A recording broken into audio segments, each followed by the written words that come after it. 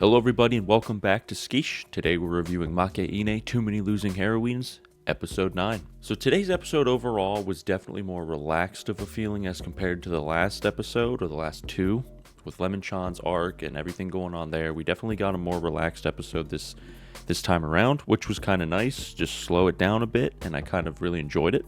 Not a whole lot going on, but there is some more build up to what seems to be a really big event that's about to take place, and we do get introduced to a new character right at the end, so we're going to get to that in just a bit. And we also get reintroduced to the two teachers that we haven't seen since like episode 2 or 3, so it's been a grip. Yeah, overall I thought it was a very good episode. Like I have said every single episode, there's never been a bad one of this show so far. Let's start the review. So we get a quick little snippet in the intro here of Nukumizu and Komari just kind of chilling out by the water fountain. You know, we know they have this weird fascination with the water fountains and where to drink from and the taste and temperature wise for whatever reason. Still not explained really, but they're doing their thing, and that's kind of where it starts us off. So Komari comes over to Nukumizu worried with this frantic, panting look on her face, and she just drags him back to the club room, and the door's closed, and she continues to tell him to open it. So this character here, I forget her name honestly, she's just chilling in the club room because she's a part of the student council, and they have not submitted the right application for the festival that's coming up, so she's pretty much just telling them that they need to submit it or they can't do it. But it's a very over-dramatized, dramatic way of doing it, not only in actions that she does, but clothing that she is wearing. So she's wearing awfully dramatic clothing just to inform them that they need to resubmit an application. I don't know why, but I'm not going to argue about it, and I'm sure you won't either. Yeah, so essentially they just need to submit this form, and then they're kosher. Kind of getting into where we're going with this, we got the school festival coming up, and we notice that Komari is in charge, and the club president and vice president are currently not there. And we're about to see what's going on next. So it turns out that club president wants Komari to be the president when he graduates.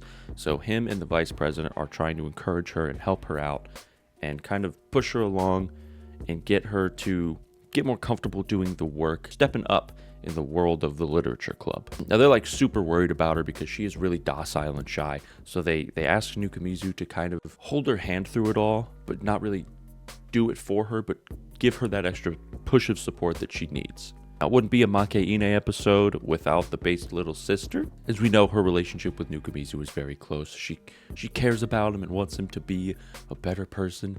Doesn't really have high expectations for him, but here she is rooting for him, taking his phone and typing messages for him like every little sister should be doing for their neat brother, doing the best thing that she can. So nothing crazy really was in the message. It just turned out that Yanami messaged Nukumizu about having lunch back on the stairs like they had prior, and that's really it. She just wanted to kind of voice her griefs again to Nukumizu. So they're chilling on the balcony talking. She's voicing her griefs about something she saw in the nurse's office with her friend's relationship. Kind of the same old Ana Yanami being jealous of their relationship, but turns to the festival coming up for the school. And being a part of the Lit Club, they're both heavily involved with that. So Yanami comes up with this idea because they need one for the festival because they're having trouble coming up with one for the fact that it should do with food. Surprising coming from Yanami, isn't it? So they hatch this plan together to get Komari, Nukumizu, and Yanami out on this trip to get ideas on what to do food-wise for their event at the festival. And again, nothing super spectacular goes on here. They're just kind of brainstorming ideas about the festival.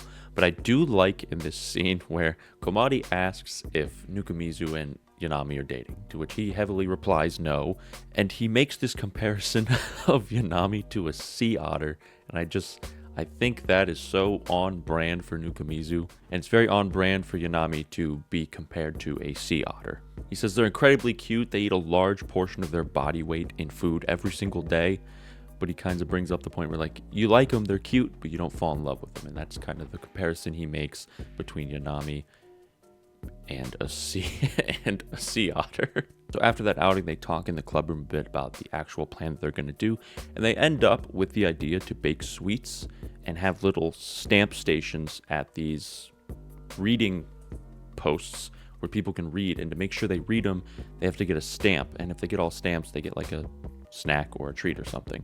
I think it's actually a really brilliant idea because it gives people a goal to work towards when it comes to the stamps. Everybody likes that.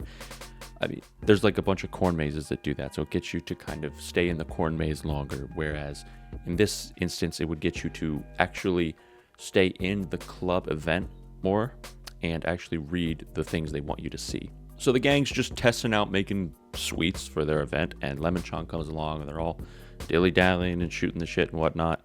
And they come to the fact that they need a club advisor, and that has to be a teacher, and they have not had one for quite a long time. So they have to now face the bigger problem of that if they don't get a club advisor, they can't be a club, and they also can't participate in the event. So their next mission, which is very dire, they have to get an advisor very, very soon. Again, I just want to point out Yanami's face eating the cookies. So they come to their sensei, and they ask her if she can do it. She says no because she's sassy, and she's just that type of person.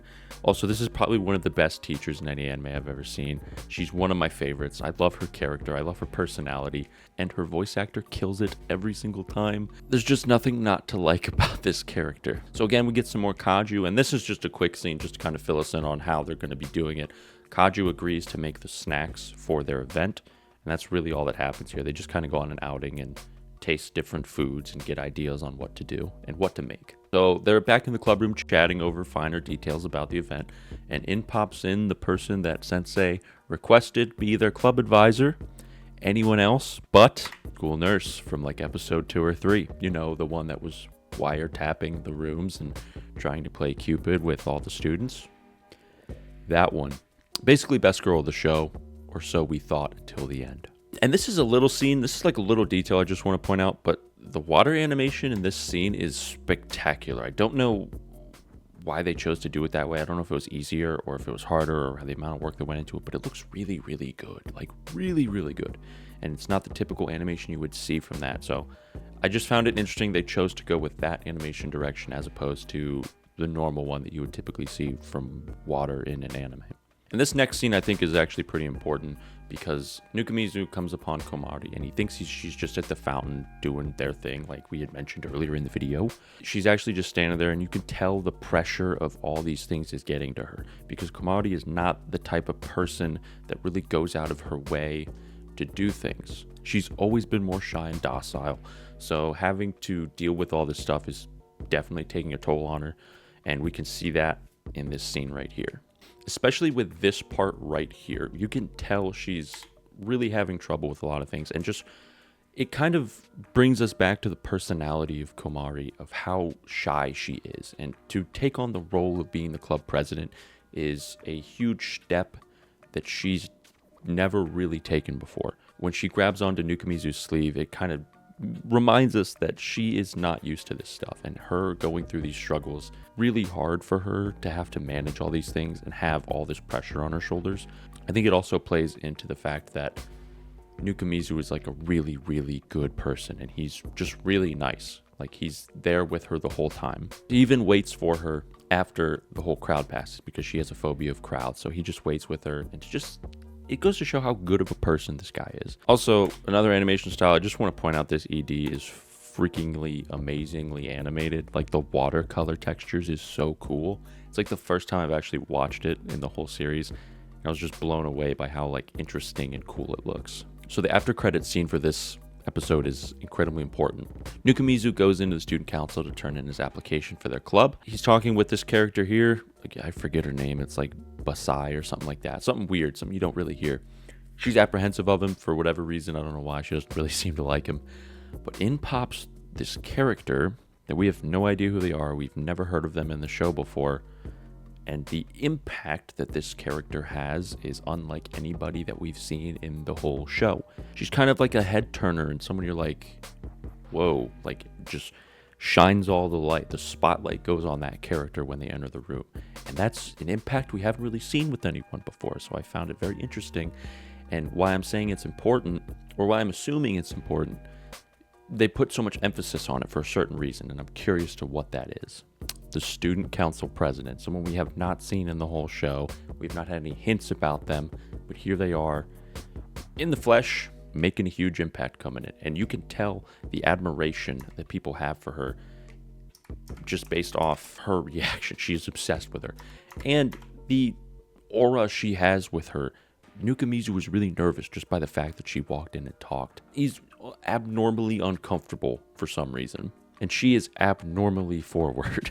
Yeah, here she is. New character. It could be best girl. We don't know yet. We don't know, but we'll see what happens in the later episodes. That was episode 8 of Makeine. Like I said, I think it was a really good episode. It was way more chill and way more relaxed. It definitely has the crescendo, if that's the right word I want to use, of something coming up in the future. We have the event coming up. We have Komari working super hard for her goal and to be president and try and make this thing a success so she doesn't have this failure on her back of her first task as being the president. And we have our new character come in, the president of the student council, who just came in shock and awe with this huge aura. So I'm very curious to see where this goes, because we got a lot of new things adding to the list of that's gonna go down. So I'm very excited for the next couple episodes to come on. So that's the end of today's episode, guys. If you found anything interesting and informative, leave a comment down below and let me know what you thought about episode 8 of Makeine, Too Many Losing Heroines. Don't forget to subscribe, like, comment, and hit that bell button so you never miss an update on a video. And we'll see you on the next one. We're Skish. Catch you later.